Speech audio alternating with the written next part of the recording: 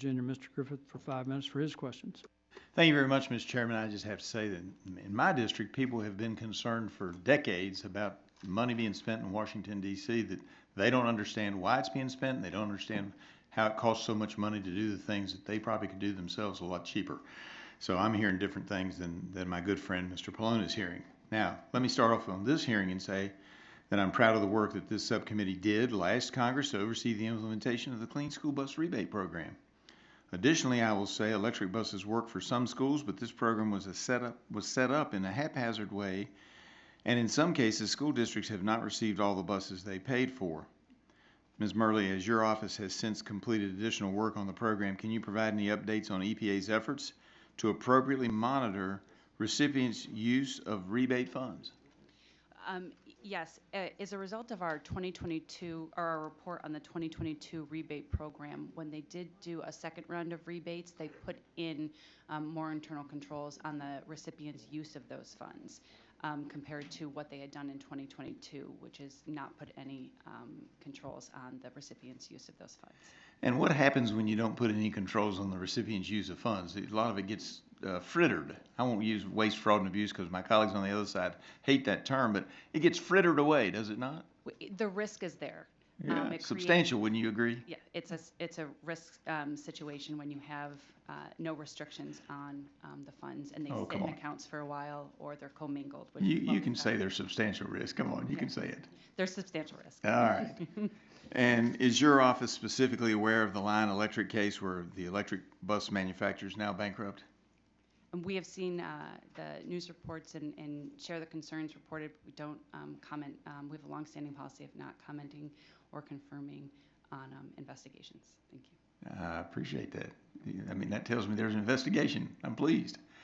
From an auditing methodology standpoint, can you help me understand how the use of rebates, and maybe it's different when you have substantial controls, but how the use of rebates makes organizations, agencies, et cetera, more vulnerable to having problems similar to the Lion Electric situation? So the use of rebates is different, obviously, from putting out a grant. And grants are long-standing vehicles for getting money to recipients. So they have more controls in place. There's rules, they're written up front, they're standard. The rebate program was new, a new way of getting out funding for the Clean School Bus program. And so it increased the risks because it doesn't have the same level of internal controls that a grant would have. All right, I appreciate that. In your testimony talking about the Clean School Bus Rebate program, you state, quote, although the deadline for completing projects was October 2024, as of February 2025, only 43% of the buses funded by the 2022 Clean School Bus Rebate program have been delivered to the schools, end quote. Is your office aware of any other issues that have contributed to so many of the buses not yet being delivered and recipients missing the deadline? I don't have that information today, but I'd be happy to submit it for the record. I do know that we have continuing audit work related to the Clean School Bus program and oversight of the grant programs established there.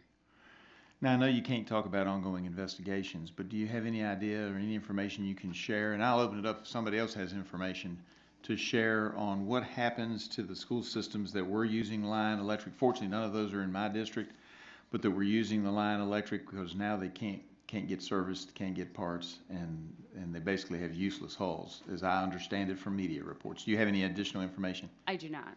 All right. Does anybody else on the panel have any information on that particular subject matter? All right. Well, this is why we have these hearings, so we can identify problems, and we'll probably come back and ask additional questions at a later date. At this moment, Mr. Chairman, I yield back.